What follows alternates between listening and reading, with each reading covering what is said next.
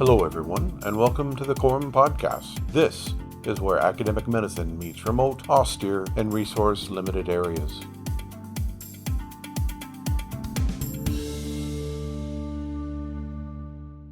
Welcome to the first of my monthly podcasts for the College of Remote and Offshore Medicine based in Malta. I'm Winston de Mello, a retired NHS consultant in anesthesia and pain medicine and co-founder of CoROM. The topic of my podcast today is the COVID pandemic and pulse oximetry. The COVID pandemic had a huge impact on healthcare delivery, and as a result, the NHS had to find new ways of working. Huge numbers of patients with acute respiratory symptoms had to be managed and triaged to those who needed hospitalization or managed at home. And whilst in hospital, further triage as to whether they could be managed in a ward, high dependency unit, or needed intensive care.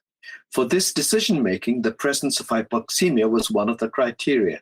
And we know that the ability of pulse oximeter to detect and quantify the hypoxemia meant that it was included in all the guidelines that were produced for the management of patients with COVID-19. A subset of these patients was the so-called silent hypoxia patients. These were patients that looked and felt well, but their saturations were perilously low.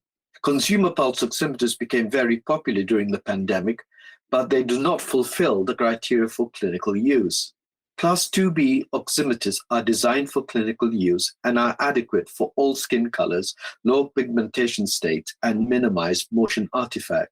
The UK's MHRA and the USA's FDA issued patient safety alerts during the pandemic on the accuracy of pulse oximetry, their limitations, and interpretations of oxygen saturation readings. The accuracy of a pulse oximeter for medical use are required to be within 2 to 3% for the FDA and within 4% for the MHRA of the saturation value.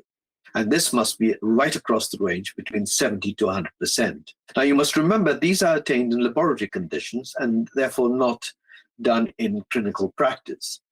Therefore, it's not surprising it was found that 60% of readings were within 2 to 3% and 95% within 4 to 6% of oxygen saturation. This meant that for a saturation of 90%, the actual oxygen saturation would be anywhere between 86 to 94%. So the advice was that oxygen saturation readings should be an estimate rather than absolute reading. Moreover, clinical decision-making should be based on trends rather than individual values. So what are the limitations of pulse oximetry? The first is the need to emphasize that oxygen saturation does not assess ventilation, nor does it indicate the oxygen utilization by cells. It is simply the degree of oxygen saturation of the hemoglobin or oxygen delivery. Moreover, the routine types of oximetry cannot measure other hemoglobins, and the one hemoglobin that is of practical use is the presence of a carboxyhemoglobin caused by fires and inhaled by patients, resulting in carboxyhemoglobin. Moreover, it can also not detect the various other dyshemoglobins. So let's look at the history. The first pulse oximeter was made by a German clinician, Karl Mathers, in 1935. But it was only in the 1970s when Japanese bioengineers made the first finger pulse oximeter, and by 1987, pulse oximetry became part of the standard of care for the administration of general anesthetics in the United States. Another huge advance was in 1995 when Massimo launched signal extraction technology, which is now routinely used in the majority of devices used today. So let's look at what a pulse oximeter device does. They are devices to non-invasively determine the arterial oxygen saturation using oximetry, and the one that is most common is the transmittive pulse oximetry rather than the more rarer reflectance pulse oximetry. What are the components? Well, there are two LEDs within the probe that emit monochromatic light at red at 660 nanometers and infrared 940 nanometers wavelengths. A photodiode on the opposite side of the probe detects the transmitted light. Each LED is alternately switched on and off to allow identification of red and infrared pulses. The periods when both LEDs are off allow compensation for ambient light conditions. This signal is converted to a DC component representing tissue background venous blood and the constant part of arterial blood flow, and an AC component which represents the pulsatile arterial blood flow. The DC component is then discarded and the AC amplified and averaged over a few seconds. And finally, the display as a continuous trace showing quality of the signal and a numerical value of the oxygen saturation. Co-oximeters use more than two wavelengths and can simultaneously measure other dyshemoglobins such as carboxy and methemoglobin. These tend to be more expensive and are particularly useful in fire brigade, ambulance service, where carboxyhemoglobin atmosphere puts the patients at risk. So what is the normal value for oxygen saturation? A healthy normal range would be between 95 and 100% and would also depend on altitudes, the use of supplemental oxygen, chronic tobacco smoking, dyshemoglobins, etc. To repeat, a trend of oxygen saturation readings would be more useful than a single measure. In addition, the clinician must also take the patient's medical history and physical status for interpreting the results. Hence, it's important that baseline readings are taken whenever possible so that future measures can determine the changes from baseline. As a rule of thumb, 90 to 95% saturation is regarded as hypoxic, 85 to 90% as serious hypoxia, and less than 85% as critical hypoxia.